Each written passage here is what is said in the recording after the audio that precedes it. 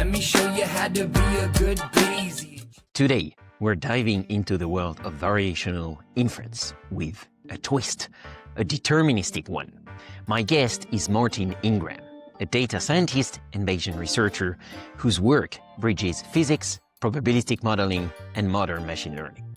And if you've ever struggled with the quirks of ADVI or wondered how to make variational inference more stable, more predictable, and frankly more trustworthy, this episode is for you. We also explore where DADVI shines, mixed models, hierarchical structures, large datasets, and places where you want quick approximate inference without giving up model complexity.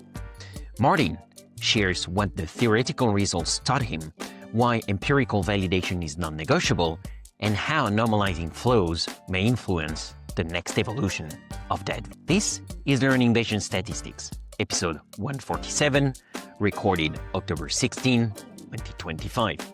Let me show you how to be a good Bayesian. Change your predictions after taking information in. And if you're thinking I'll be less than amazing, let's adjust those expectations. What's a Bayesian? It's someone who cares about evidence. Welcome to Learning Bayesian Statistics, a podcast about Bayesian inference, the methods, the projects, and the people who make it possible.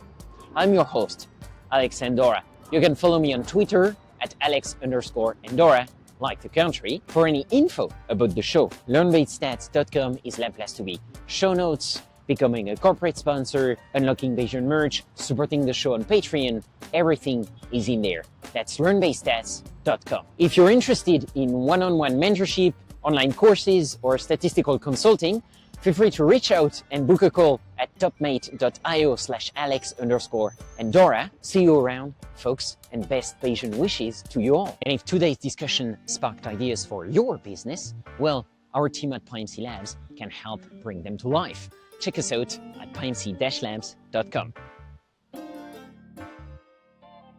Martin Ingram, willkommen zur Learning Bayesian Statistics.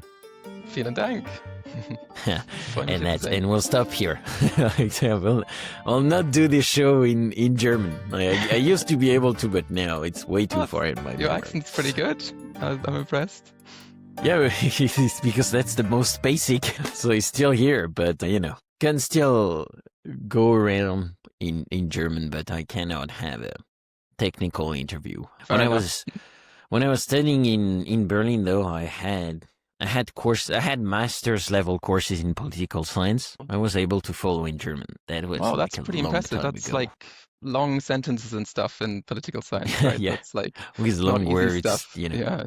Well, I mean, actually, I struggled with German a bit too because I did all my studies in English, and then I came back here and I started interviewing for German jobs, and I was like, what word, how do I say like Gaussian process or something in German, But yeah, it's not that easy. makes sense. Yeah, no, for sure. So let's keep it in English. So, but yeah, it's great to have you here today. You've done great and interesting work, especially in the PIMC ecosystem. But maybe can you tell us what you're doing nowadays and how you ended up working on that?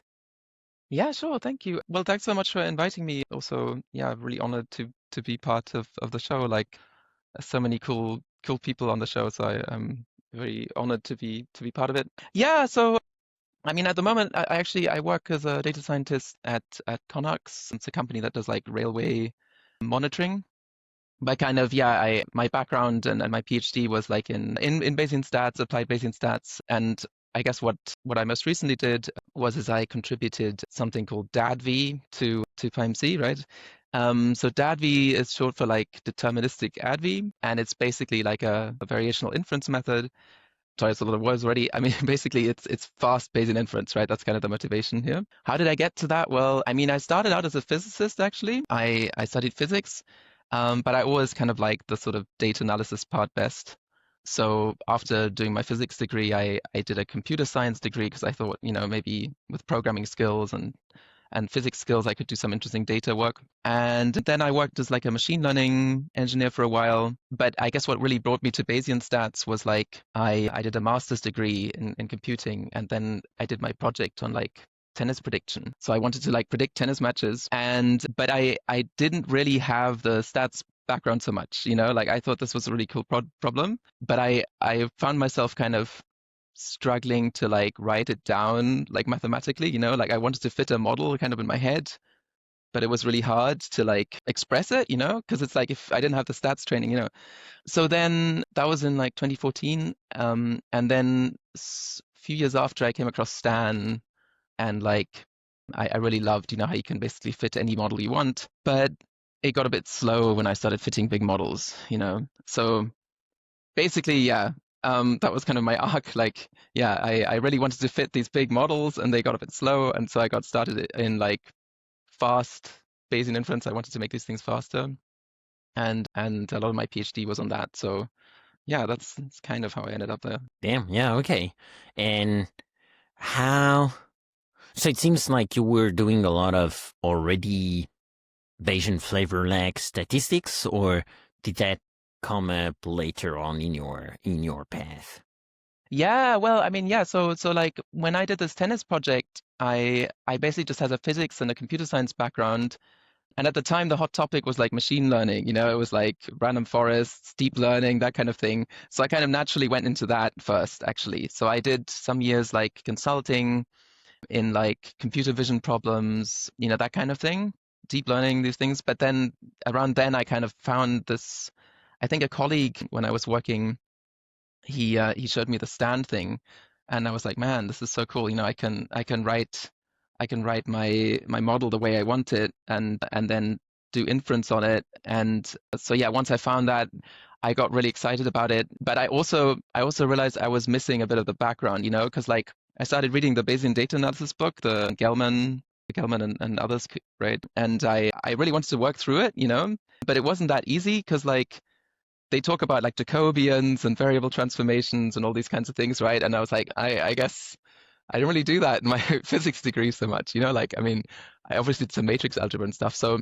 but that really made me want to like study that stuff in depth, So then I looked for a PhD, and I was lucky enough that Nick Golding was in Melbourne at the time where I was at the time. And he, I don't know if you've come across him, but he actually wrote like an MCMC, like a probabilistic programming language for called Greta.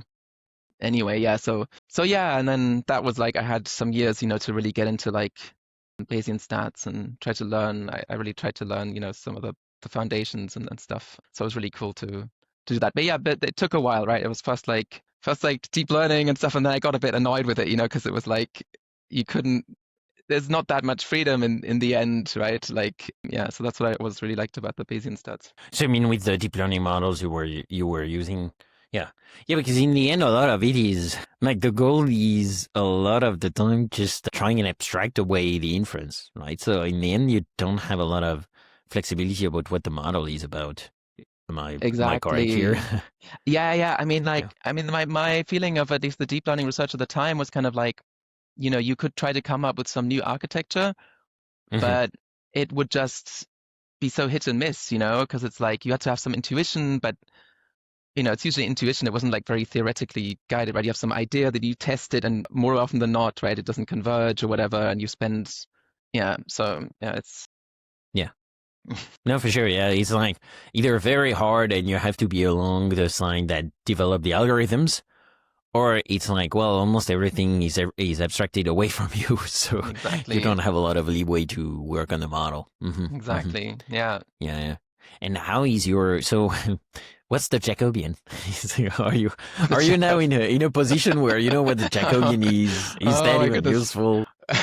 Well, yeah, I mean, it's been a while since I've had to like hand code a Jacobian, but I mean, I can try to give a flavor for it, right? So actually, I mean, I can kind of link it back to the topic because like, so this DADVI thing, right? Like basically you need to for it to work, and actually for HMC to work as well. I mean, there's other ways of doing it. Like HMC, right, is obviously the sampler that is used in, or variant thereof, right, is used in PyMC and Stan and these languages.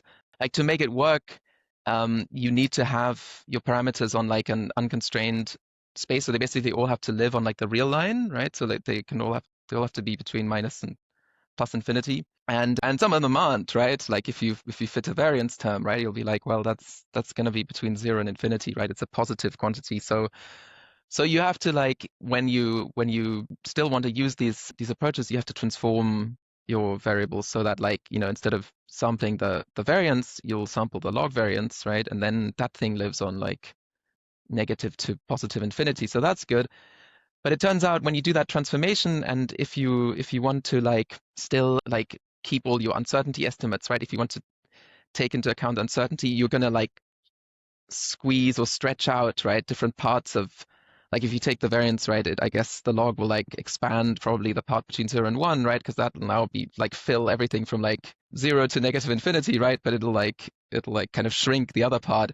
So for that to work out, you have to use this thing called the Jacobian, which is, like, basically, like, you have to take some gradient of, like, how that shifts. And then if you do that, then, you can do this transformation and not, like, get your wrong estimates in the end. Yeah, so that's my best take, I guess. Yeah. I mean, that's a good thing right now with Mm. with the PPLs. You don't really have to care about what the Jacobian is. So I guess That- that's why I feel this trick question, because I was like, yeah, I understand this is very intimidating, but I think now it's actually kind of useless unless that's you. true. I mean, to know about it is definitely useful, but like most of the time you really don't care about it. I mean, that's this unless great you have thing. very custom cases. That's the great thing, right, with these probabilistic programming languages, that, like, it kind of frees you up to think about the problem more than, like, right, the like stuff behind it. Yeah, That's true. yeah, exactly. And I mean, so I think you were talking about BA3, the book, and yeah, sure, in that one, but that one is quite dated now. It's from the start of the 2010s, and so we didn't have all the software we have now. And that, I think it still made sense to teach that, because it was like you had to interact with the Jacobians probably on a at least weekly basis. Now, with the software, if you have to do that once a year, it's like probably a stretch. I'd be actually curious if people work on with that in the audience. We have a good panel of Bayesians here, so But yeah, basically you learned enough so that you don't have to hear about it. Yeah, and sometimes you don't know, right? Like, you don't know what will be useful. I mean, you're right, the Jacobians, I mean, it's been less, I guess, of an impactful thing to learn. But, like, I mean, some other things, right? Sometimes you never know what, like, comes in handy. And especially, I think, if you get interested in, like, developing, approximate methods or some, right, you kind of go behind the scenes a little bit. Yes. That's when I think sometimes it can be helpful to, like, Yes. know the like nitty gritty, even though, like in the day to day, usually, right, you can kind of trust that it all works as it should. Yeah. Yeah, no, for sure. Actually, can you define, introduce DADVI to Yes. listeners, Sure. I would say, like, I was surprised you didn't. So there's two blog posts, at least we'll put into the show notes, one that's on your website, and another one that you wrote for PyMC Extras. I'm very surprised that one of them is not called Who is Your DADVI Now? Because that would have been perfect. Good. But, next one. Yeah, that would have been a better title. Yeah, next time I have to consult you for title tips. Please do. Not sure, the JMLR would have appreciated that. Well, you never know, but it's a good one. Yeah, I guess, so, I mean, the starting point was a little bit that, so I think I mentioned briefly before that, right, like I worked with Stan at the time. I kind of got to PyMC a bit later, but I started out using Stan more, and I built this, like, tennis prediction model, and it was just a bit slow, And part of it is, like, I think now I look back, like, there are ways of writing these models more efficiently, right? There's kind of an art a little bit also to, like, how to write your, like, PyMC or Stan program, right? Which I think at first maybe you don't really appreciate, right? There are, like, these little tricks. Anyway, but like, it was a little slow, and so I wanted to do something fast. And then in my PhD, I started looking at, like, approximate inference methods, And there's kind of different kinds of them. Like, there's like, basically there's stuff that's, like, tailored towards particular problems, right? Like, if you do state space modeling, you might use a Kalman filter, some variant thereof, right? If you do Gaussian process modeling, you might use some, like, tailored variational approximations, and there'll be packages for that and stuff. So I was kind of using those, but, like, I guess what would be really nice, right, is, like, if you had your probabilistic program, right? Your like Stan or PIMC code, and you could just fit that thing more quickly, right? Without like actually having to worry about, okay, I'm now in like state space land. Can I frame my problem as like a Kalman filter, right? And like, then how do I do that, right? Can I still automate parts of it, right? Like, but I have to put some work into it, and that's kind of a shame, right? Because like part of the fun is that you can just do whatever you want, well, to some extent, right? With programming languages. So at the time when I was doing my PhD, yeah, there was already ADVI that came out. So that's automatic differentiation, variational inference, right? And that is just the promise of it is really cool because like it's basically black box variational inference. So the idea is like you actually do nothing different from the way you do anyway when you write PIMC or Stan, but you can run this variational inference algorithm and it should be much faster. And it should give you, at least the promise is kind of, you should have good mean estimates, but the variance estimates maybe might not be that great.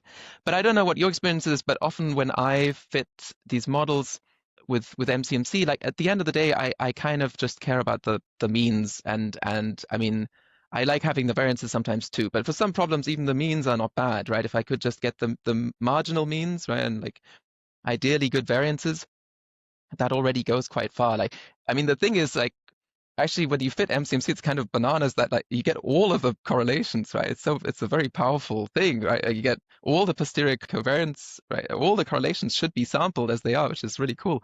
But like practically, a lot of the time, I think if you just had marginal means and variances, that would already be pretty cool. And actually, slight tangent, but I think like INLA, right, is quite popular, and INLA I think only does marginals most of the time. Sorry, I might be misrepresenting that, but it's like these basically a lot of the time that's good, right? So it's like, oh man, that's cool. ADVI's here, but the thing is like when you talk to people who've tried it, usually my impression was that they often ended up a bit disillusioned because like and one big problem with ADVI is that like it's just fiddly. So like you specify your model, you run ADVI, and then actually the problems are a bit different in Stan and PIMC. Like in Stan, I think they have some kind of tuning window where like at the start they try to set the parameters. So I should say ADVI has like a stochastic objective. So like it's at each step you basically get like a noisy estimate of what it's trying to optimize. And that means you're in stochastic optimization land, which means like you have to use something like, Adam or AdaGrad or whatever, right? One of these stochastic optimizers. And they need a step size. And so you have to tune the step size, right? And they don't have like a convergence flag. So you have to somehow like work out when things are converged. And in Stan, yeah, they try to tune it at the start, and then they have some kind of criterion where it's supposed to try to flag when it's converged. But a lot of the times it doesn't get it right, and it terminates too early, or like it gets its tuning a little bit wrong at the start, and it doesn't find a good optimum. And it's also not super repeatable, right? Like it's because it's stochastic, so sometimes you get different answers if you run it multiple times. So, and in PyMC, it's maybe a slightly different problem. Like basically, I think it sets like quite a conservative small step size, which is usually small enough, but then it doesn't really, the convergence criterion rarely triggers. So like if you actually run it, you don't really know how long. And that to me, right, it kind of defeats the purpose a little bit, because then it's like, yeah, you have this supposedly faster method, but now you have to babysit it, right? And you have to check your step size. You have to look at like convergence plots.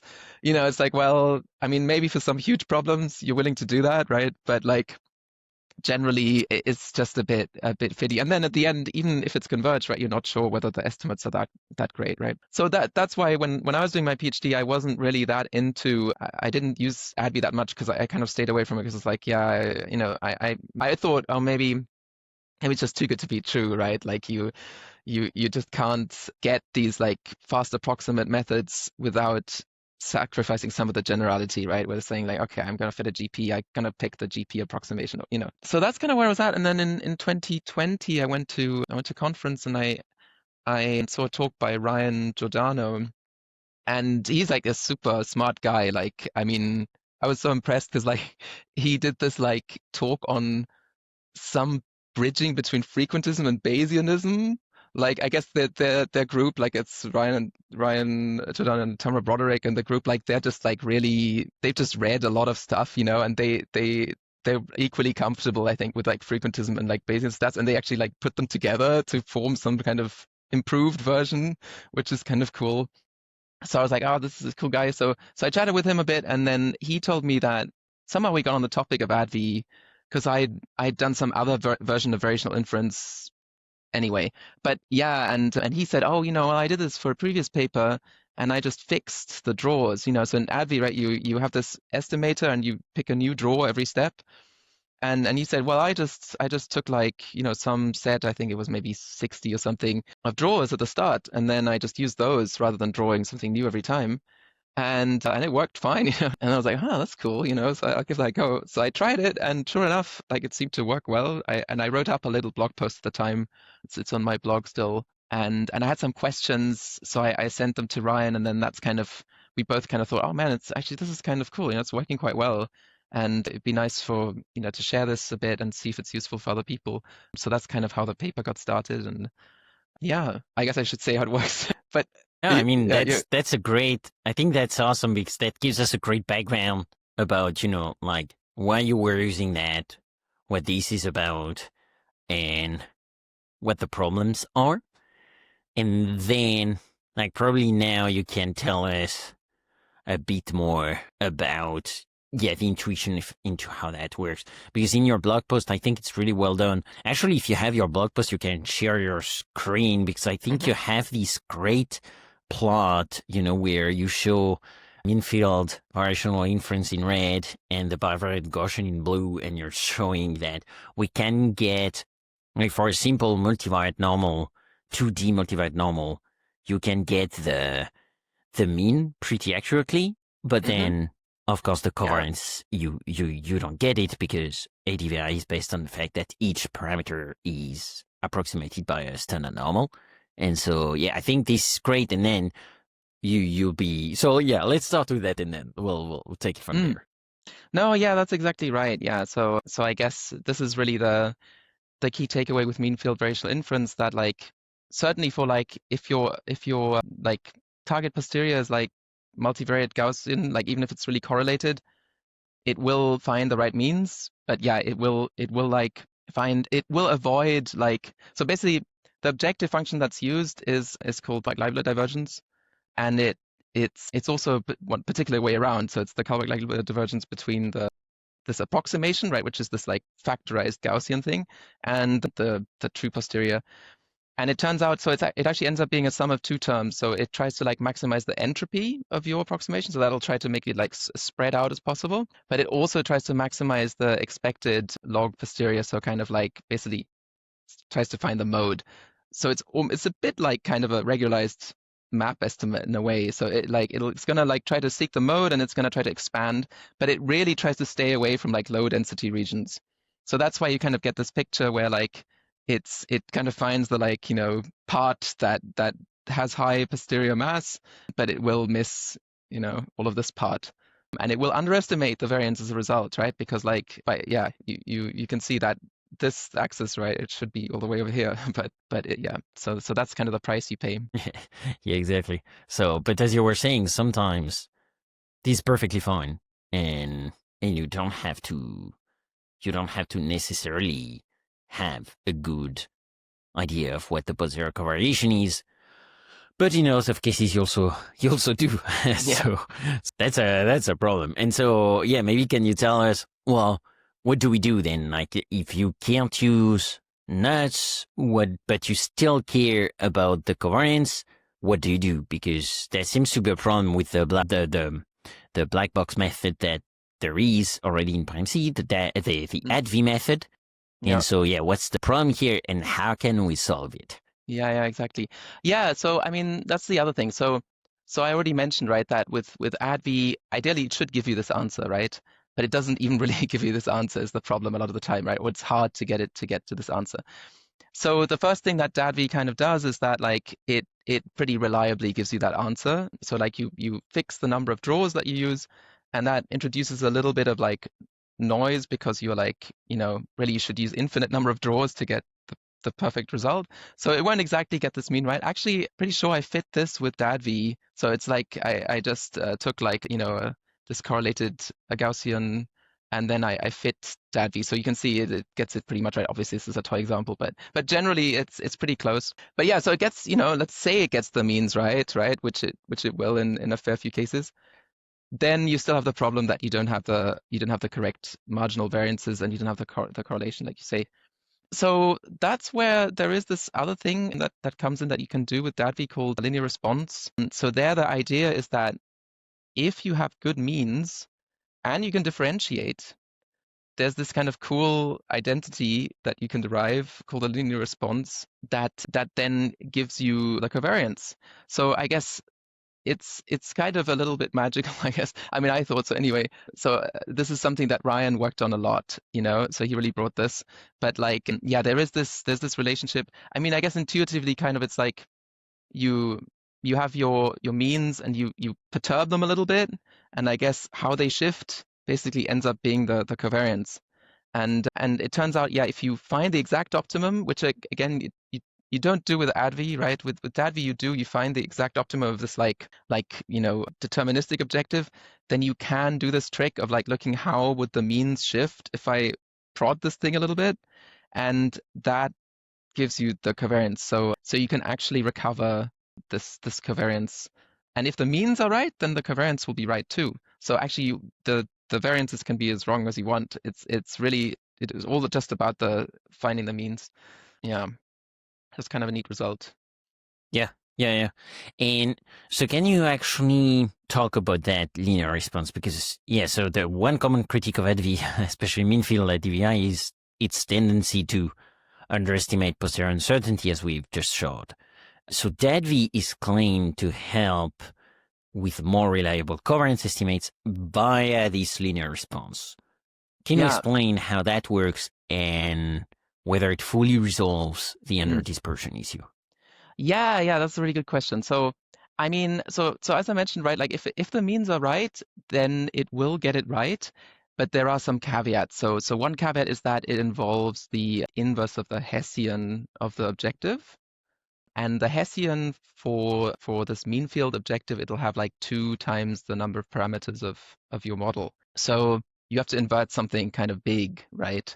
The thing though is it's not as bad as you might think, because, and this is also something, I mean, Ryan pointed out at the time that like basically you can often you don't need the full covariance, right? Again, like you might be interested in for example one parameter, and then you can do something called conjugate gradients to like if you just have this thing called the Hessian vector product, so like the Hessian times a vector. There's this well-known, right, like linear algebra technique called conjugate gradients, which will allow you to solve for like a particular parameter, and even actually you can have a function of your parameters as well. So if you have a function of your parameters and it's nonlinear, you can do something called the delta method. That's how you derive it, like basically Taylor expand that thing, and then you can also do that with a Hessian vector product, with this conjugate gradient trick, because it's just kind of changes a little bit. So basically, yeah. So yeah. Caveat is right. It involves this negative Hessian.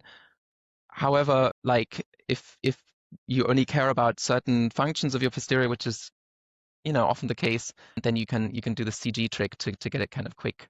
Caveat 2 is that this is how it hopefully works, right? It finds the means. In my experience, that doesn't always happen. Like, and I haven't really formalized this, but like, I mean, intuitively kind of imagine, you can start thinking about like, curved stuff, like, imagine some kind of banana here or something, right? Like a banana with like equal like posterior density everywhere, kind of. Then this thing, it might, or I guess even worse, like a banana with like a bit more weight in one corner, then this thing will seek out that bit, right? And it'll like kind of ignore the other bit. And at that point, you don't get the mean right. And so your covariance will also not be correct, I guess. It'll probably be an improvement because it kind of, explores things a bit more. But yeah, so that's the caveat number 2, that like if you have a complex model, and I think it mostly comes down to like competing explanations, like Gaussian processes, for example, sometimes you have like, I think you could have like 2 kind of distinct length scale settings that would make sense, but they only make sense if some other parameter also varies together. Like, I don't know, maybe like you could imagine something where like there's a strong seasonal, you could explain something with a strong seasonal pattern, but also maybe it's just, some like transient thing, like there's a way of explaining it as noise or something, and then there's kind of these two competing things. And then I think if it gets like, if the hyperparameters start interacting with like the like other parameters, potentially you get some kind of like curved thing, and then I'm not sure. However, I will add, so I'm not sure that it could be that even in those kinds of cases, you might actually end up with quite a predictive model, because like it will seek, kind of the highest density part of the posterior, and potentially, right, that's perfectly fine if you predict, right? If you're like, for example, you care about prediction, maybe that's actually going to work.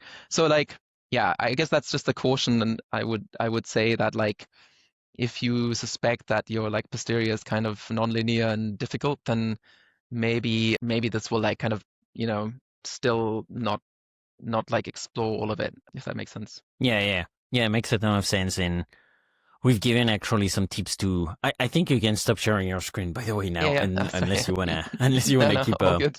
sharing that. But and yeah, so in episode 142 with Gabriel Stechschulte, we gave some tips, folks, to work with approximation inferences and try and see and understand when they are reliable or not. So I recommend listening to that one if you want more details.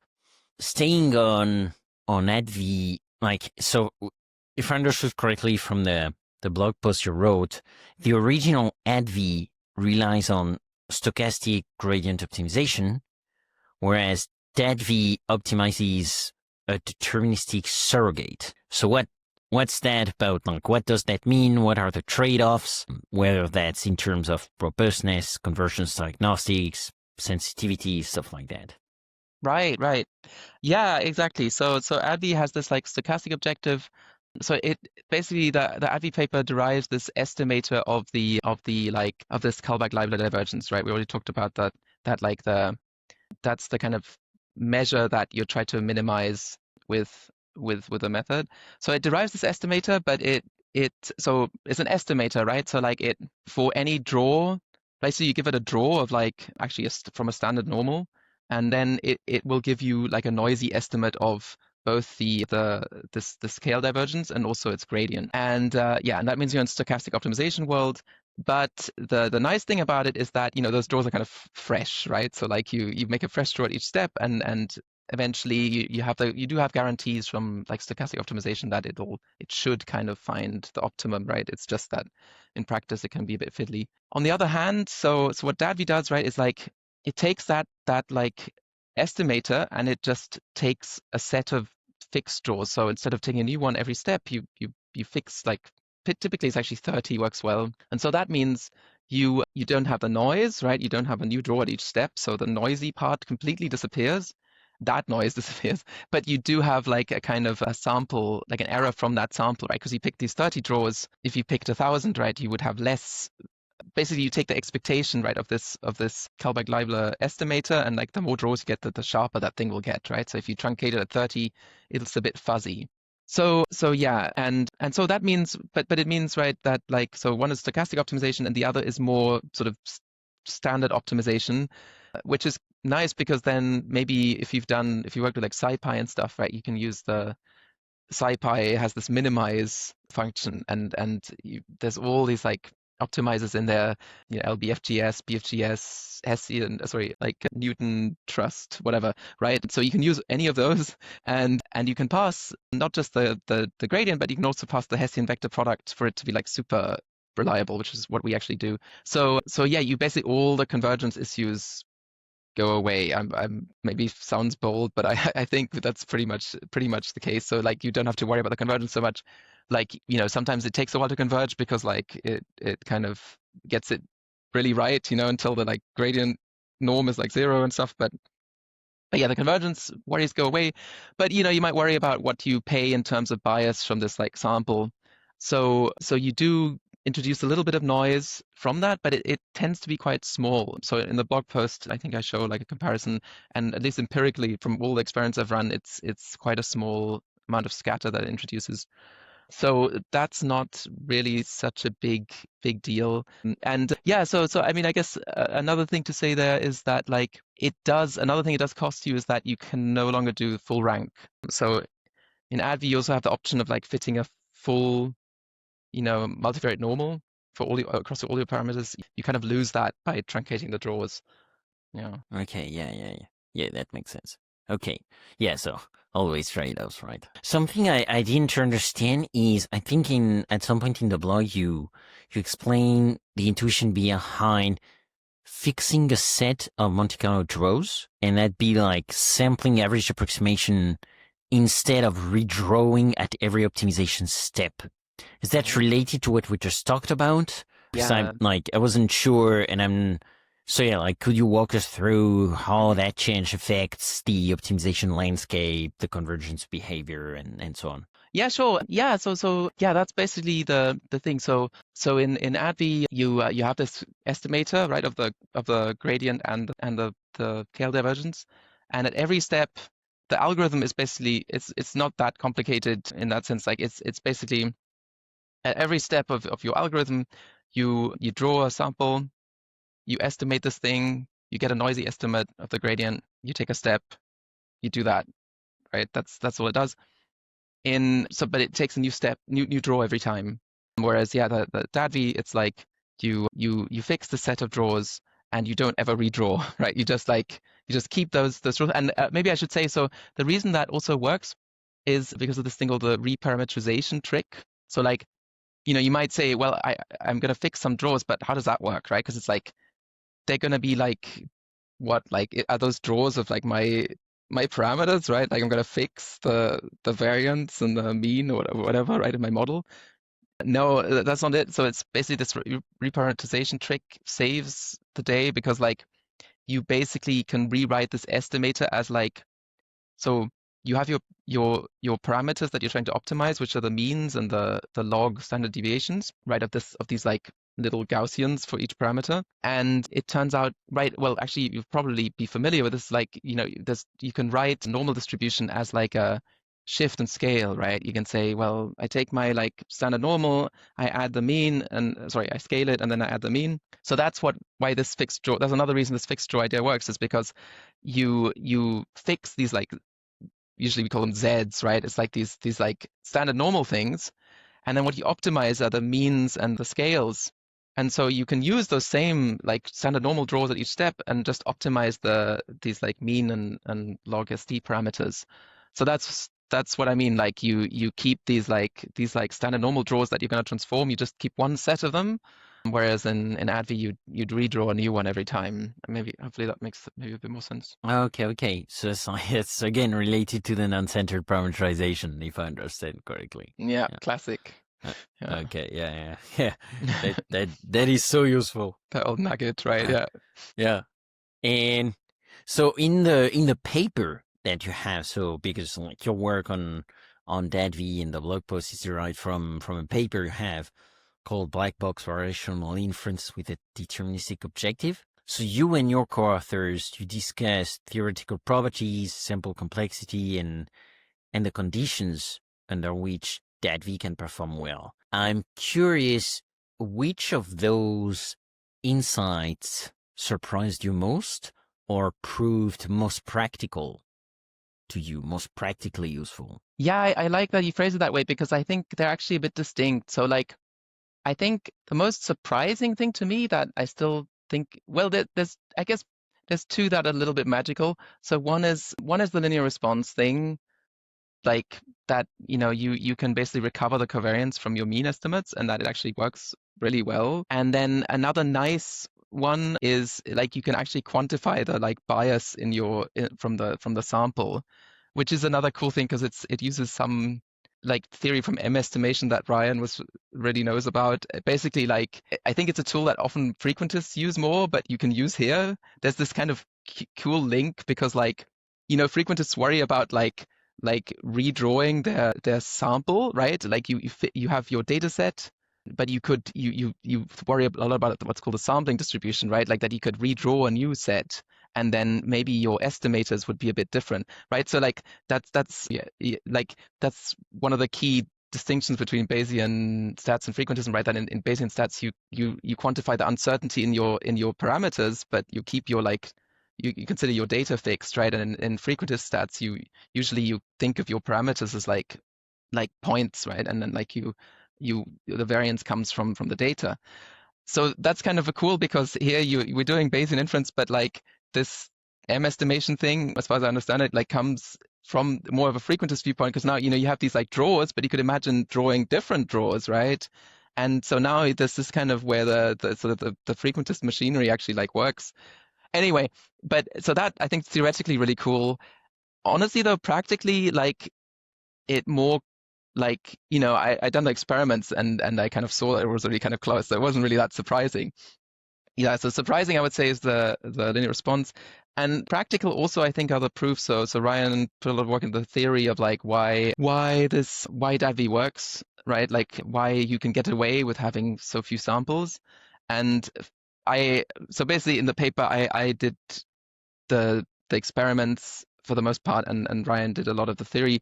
And like so from the experiments, I already kind of knew that it worked, but it was really nice to have some justification from theory, that it says, yeah, it works because I guess from the theory you would think you would need way more draws, like in generality, but like in practice, when we ran it, you don't actually need a lot.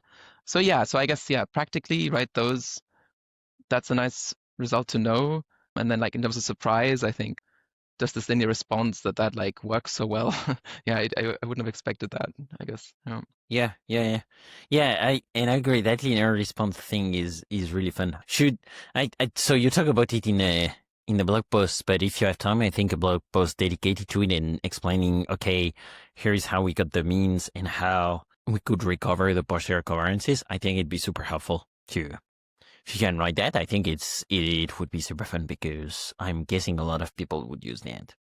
Cool. Thanks, Alex. Yeah. Yeah, I should say, I should add there that like I kind of broke the implementation in PyMC into steps. So at the moment, the implementation only does the fixed draw optimization. It doesn't have LRVB at the moment. But yeah, maybe once it's in, I'll write it up. Thanks, Alex. I think people find it useful. Yeah. No, for sure. I think it'd be super helpful for sure. And so actually to keep talking about like real applications, I'm curious if you've tried DADVI a lot in real applications.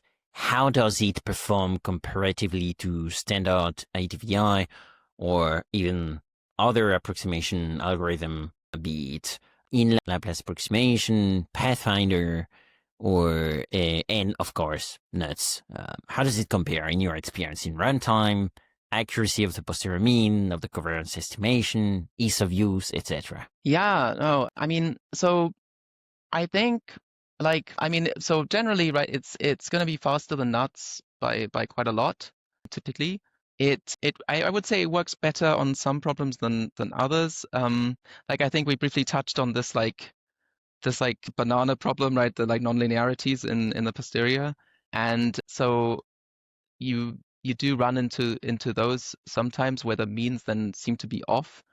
Like, and then you might want to look into, I mean, it depends. So like I have an experience from my PhD where I actually used DADVI on like a problem in ecology, and it was one of those where like it seemed like the mean estimates didn't match MCMC super well, but like when I looked at the predictive performance, it did beat MCMC at some point because like I could just use way more data, and so kind of the predictive performance benefited more from having more data than like getting the estimates exactly right. So yeah, I think in some complex models I found that just the mean field objective will give you trouble. Where I think I've had the experience of it working very well is like things like simpler sort of mixed models, like that kind of thing, where like your posterior is not going to be like incredibly complicated. Mean field seems to find the means quite well, and then it's really quite nice. So like I think if you work with Bambi as well, right, in PyMC, I think it could definitely be worth a go. Like I think sometimes there might be trouble if like if you have like in mixed models, sometimes you have like within unit effects, right? Multiple ones that can be quite correlated. I think sometimes then you might run into issues, but generally for those kinds of models, you often like DADVI's worked really well. And yeah, and I mean, in ease of use, it's just very good, right? Because it's like if you can fit nuts, if you write your model anywhere in PyMC, right, you can just run it and it'll converge. I mean, if you have convergence problems, let me know, because yeah, usually I don't think that should be a problem. But yeah, if your problem's quite complex, you might want to, like, for example, you could fit it on a small subset and see how far away the estimates are from MCMC to see if it's you running into some issues there. But yeah, I hope that gives you some things to Yeah. work with. Yeah, no, for sure. That makes sense. That's also what you're saying in your blog post. That has also been my experience. I haven't used DADVI yet, but I've used other approximation algorithms, and yeah, usually it's the same trade-offs you have to navigate and the same choices you have to make.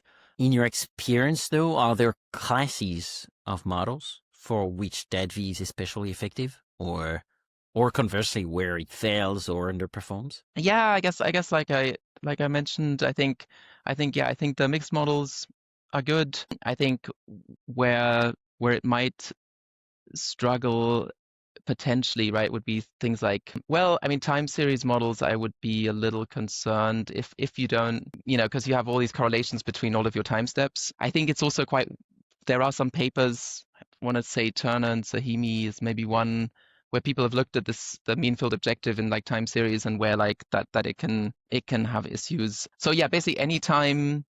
Well, the thing is, so correlations itself are not a problem, I think, right? Because if it's like kind of multivariate normal, it's okay because it'll still find the means. You only really run into trouble, yeah, if it's like non-linear correlations, right? Because then you have this problem of like potentially, honing in on one explanation but missing another. But yeah, classes of model wise, yeah, I think like if you're in sort of a mixed model world, you might have a lot of joy. And also if you have a model that's like, so the one I had in my PhD was kind of like, it was a model in ecology that was very complicated. I mean, it was kind of complicated to the extent that like I couldn't really find a great like handcrafted approximation that would work. Like I don't think Inler could be made to work. And the variational stuff I was working with kind of didn't really work. So at that point, DADVI will work, right? Because it's like it doesn't make any assumptions. And like I said, it could use way more data, and then actually the predictive performance outdid like MCMC, which was I guess exact, but like I couldn't scale. So I guess also problems where like you just have a lot of data, MCMC can't handle it, and maybe prediction is more the focus than like parameter inference. Yeah. And I should say maybe also in mixed models, another nice thing is that the LRVB really shines, right? Because you can compute it quickly and yeah. So yeah, maybe that gives a bit of an overview. Yeah, that's interesting also to hear that it works well on hierarchical models, because I know DADVI can have a lot of problems with hierarchical models where the number of parameters increases and the correlations between the parameters increase. So that's great to hear that DADVI tends to do better here, because like in most real case application, you're using a hierarchical model. So that's great. Have you tried it on time series models? So I'm trying to infer Gaussian processes or state space models. I'm guessing it would be much harder because you were saying that the correlation structure here had a very high correlation structure, and I'm guessing it has troubles, but still curious. Yeah. I mean, I haven't really investigated it in depth, and I think it'd be interesting to see when exactly like it really breaks.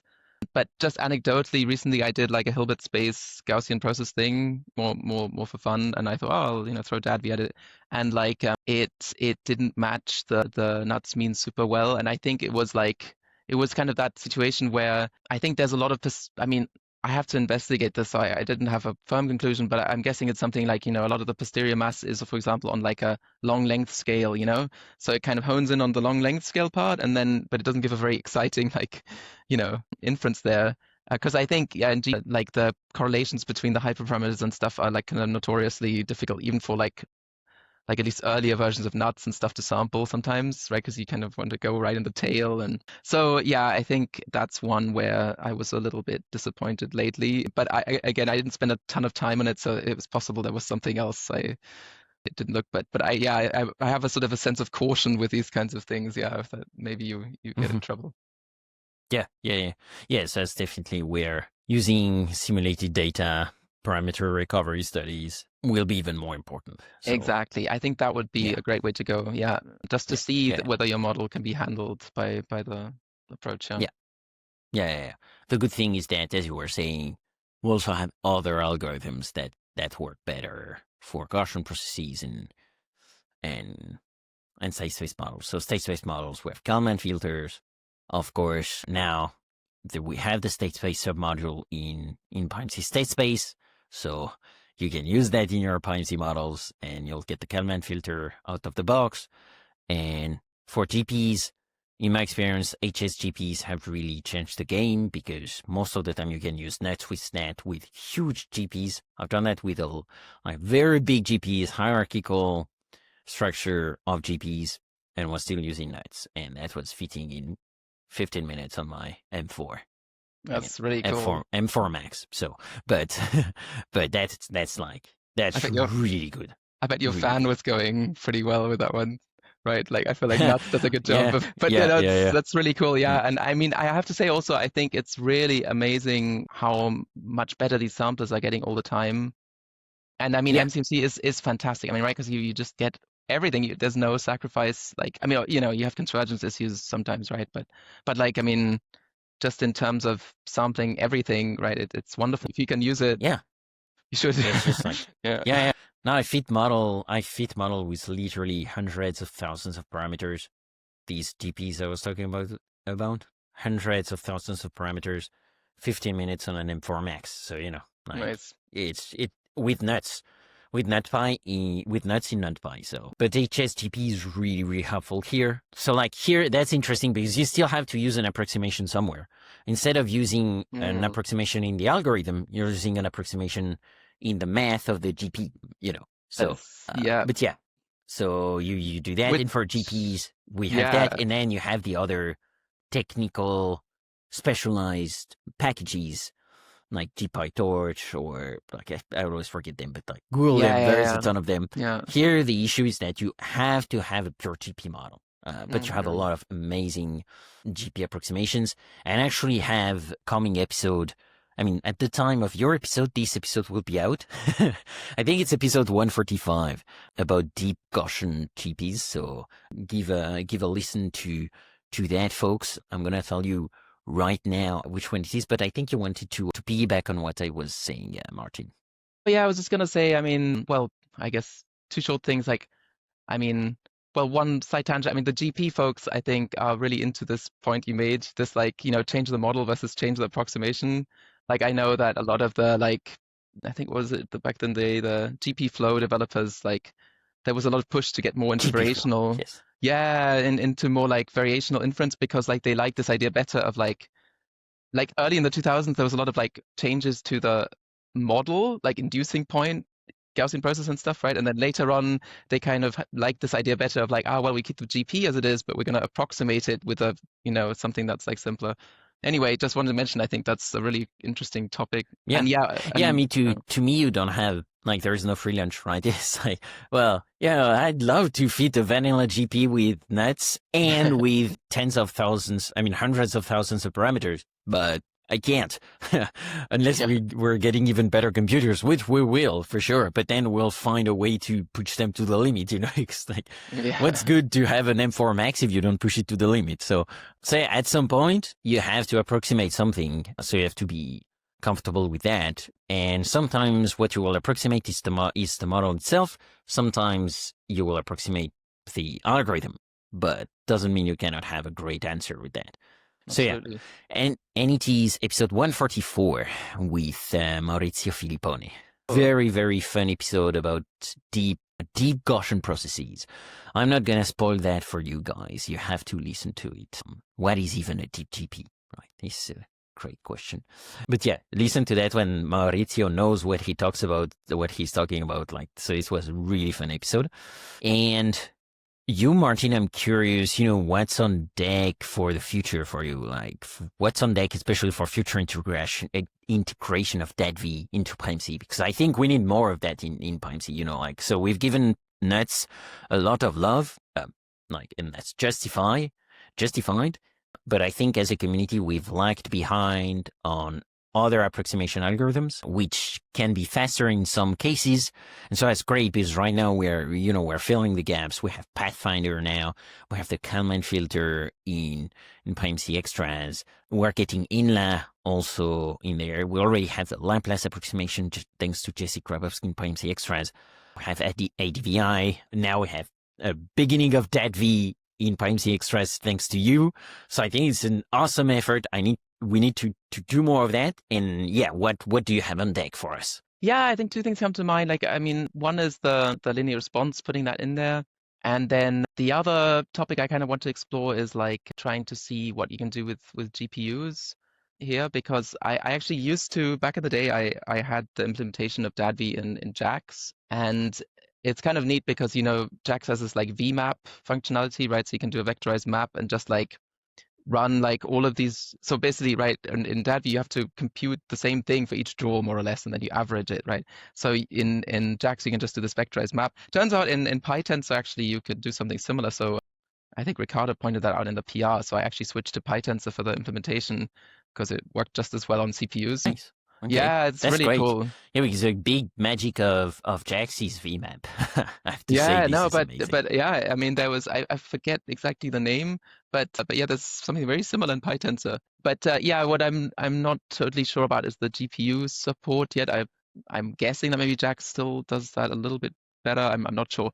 But anyway, yeah, that's something I'd like to explore because that is, if you can just parallelize all of those executions, right, that's another kind of potentially a big boost in speed. So I'd like to have a look. I mean, yeah, like I said, I used to do that, but then the paper we wrote was more focused on just even running things on CPU. But I think there is at least a pretty easy speed up there. So yeah, I'd like to give that a shot. Yeah, those are the sort of the obvious next steps. Yeah. I mean, so Ricardo will be better positioned than myself to answer that, but probably now that you have everything in PyTensor, and even in JAX you have, so yeah, I think the access to the GPU will be much, much easier. And that's definitely super exciting. That'd be great, yeah. Because, it's if you can combine all these, basically we have all these different algorithms available on CPU and on GPU each time. It's at some point the combinatorials are really good. And you will find a way to fit your specific model much faster than what you would have had before because you had one or two options and you were done. So basically making sure the combinatorials help, the compounding effect of having different algorithms, different backends in there means that, whether you're going to use an approximation of your model or all of the algorithm, use a GPU or maybe both approximations, at some point it will become very fast. So this is, I think this is extremely promising. Where do you need any help on that? Where can people reach out to you if they want to help you on that? Yeah, I mean, I guess you can always email me, I guess, is probably the easiest thing. So my address is just my first name, last name at Gmail. Yeah, and otherwise, I mean, I'm on GitHub a lot. So. Your website is in the show notes, so sure. Go there, folks, and send an email to Martin or LinkedIn, and I'm sure he'll appreciate the help. And if you want a quick refresher about variational inference, Chris Fonsbeck and myself have written a beginner's guide to variational inference for PyData Virginia in 2025. And Chris went to Virginia to present it. So you'll see there is the YouTube video in the show notes that will give you an idea of what the landscape is and where DADVI will fit in these, because there is a lot of methods now, so I understand it can be confusing. Actually, beyond min-field ADVI, and do you see pathways for DADVI style ideas in richer variational families, like Normalizing flows, for instance, I see it as a very promising one. Yeah, what do you see here? What would be the main hurdles? Yeah, I agree. I mean, normalizing flows seem really interesting. I haven't worked too much with them yet, but I think they do sound really cool. Yeah, I mean, the issue is really this, like, so maybe I can give a bit of intuition. So I think I briefly mentioned that like full rank doesn't work with DADVI, right? I should say that it's not actually a big deal, I think, because like full rank is not usually a good idea in my experience, because like usually when you fit variational inference, you have a lot of parameters, and full rank will like basically square your parameters, right? So like anyway, it's not a big loss, but for this purpose, but you run into this problem with DADVI that like if your approximating family is like expressive enough, it kind of fails. So with full rank, it's kind of easy to see because like your drawers will kind of, let's say you have 30 drawers and you have 1,000 parameters, right? Then you have like 30 kind of directions in this like 1,000 parameter space. And so the approximation is kind of flexible enough to like give you a good like posterior estimate, right? Like high density, but also kind of use all the other like unsampled directions to like make the entropy as big as it wants. So it basically just blows up. And I guess I'm concerned that with normalizing flows, you might have the same problem that like if you know your like transformations, your neural nets to transform the drawers are like complex enough that they might be able to exploit some kind of like something like that, you know.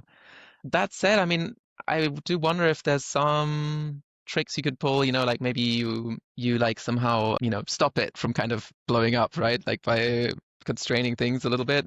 That might be interesting, I think, to kind of like get closer to full rank, but maybe not all the way there, but somehow like find some middle ground where it doesn't break anything, but still improves the like approximation. But yeah, with normalizing flows, I'm not sure. Yeah, I mean, it'd be really cool, but I think it might be more like a smaller step, like maybe, you know, some like lower rank thing or something could work. Yeah, yeah, okay. Yeah, that'd be super fun. And now, so I said that already, but in case people missed it, there is normalizing flow adaptation in NumPy that you can use for very big models, usually which have lots of correlation in the posterior, so very complicated posterior geometry. You could use NumPy to feed a neural network to find the normalizing flow on like during the adaptation phase, and then that will increase the sampling efficiency of MCMC and decrease the sampling time. I will link to the NumPy documentation where Adrian Zabelt explains that because it's really good. Normalizing flow adaptation, we recommend it. At least check it out because I mean it's gonna be rare that you need that, but when you do, it's gonna help you a lot. Maybe a last question before the last two questions, Martin, because it's getting late for you. I appreciate you staying up that late, but I'm curious, you know, for practitioners or researchers new to variational inference, what conceptual or practical pitfalls should they be most wary of? You know, is that convergence diagnostics? Is that under dispersion or misspecification? Or something else? Yeah, I mean, so I think the big one, I do hope that like, well, DADVI in particular, right, will kind of remove your convergence headaches. But I think there is still this concern that like it might just, mean field might just not be expressive enough. So I think, yeah, you have to be a bit careful, right? Like I think you suggested before, Alex, you could look at if you can recover some kind of known parameter estimates in some model, you know, as you set it up, just to build some confidence in is this thing gonna work for. And I mean the scenario would be kind of like if NUT is just too slow, right? And you have such a big data set, you kind of need something, but you want to check it works. So I think that would be the main pitfall, is just be a little bit careful. That's for DADVI. I think for variational inference in general, right, there's like a lot of methods, like I think you already alluded to, right?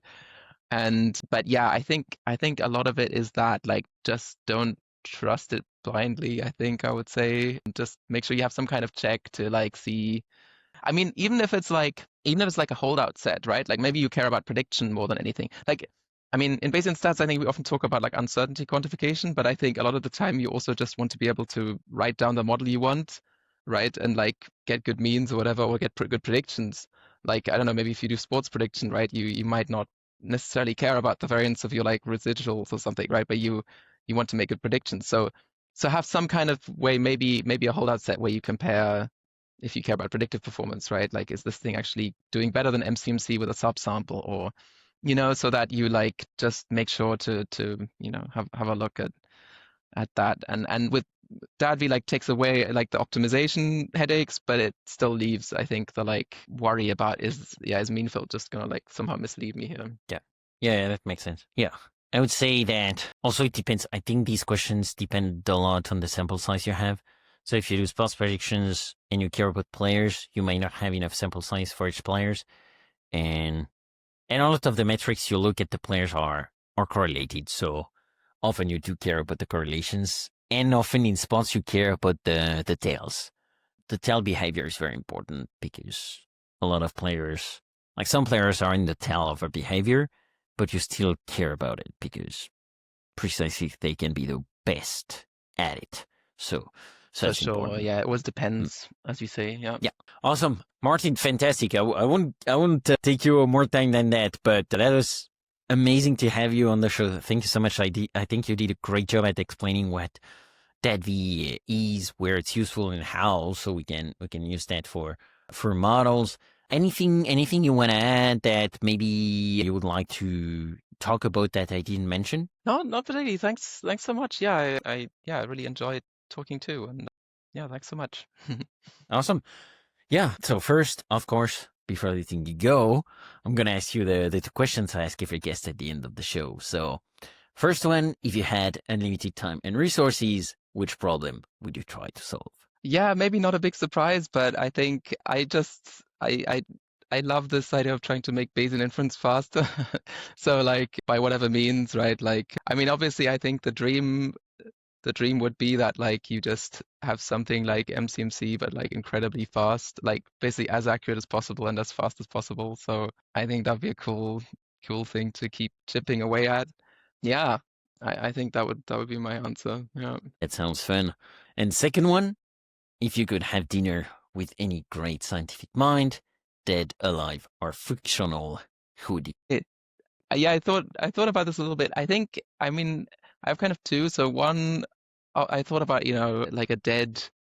Sometimes, I think about these things, but like, yeah, like a dead scientist. Like, I think I always wonder what Gauss would have been like, actually. Like, Carl Friedrich Gauss, because like all the stories you hear was like this guy's just kind of bananas, right? Like, I mean, I think one story I remember was that there's some other guy supposedly invented like non-Euclidean geometry and then wrote about it, and then Gauss was like, yes, I worked this out 10 years ago, but I just couldn't be bothered to publish this or something, where it was like, how how is this possible? So yeah, just out of interest, what he would have been like.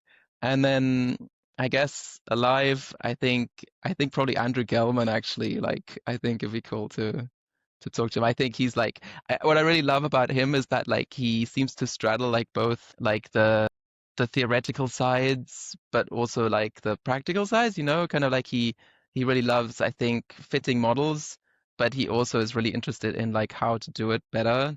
Yeah. So I'm a big fan, I guess. Yeah. Me too. I think it's a great choice. Yeah, I can tell you that. Yeah, Andrew is so knowledgeable about so many things. It's like, yeah, it's incredible. You learn so much each time you talk to him. So definitely agree with your choice. Fantastic. Well, Martin, thank you so much for taking the time. Mostly also, thank you so much for taking the time to add DADVI into PyMC and making it better and writing blog posts about it and taking time to be on a podcast to explain all of that. And you're doing all of that for free. So folks, you definitely should give some love to Martin and write to him just to thank him. And if you can help him, that's amazing.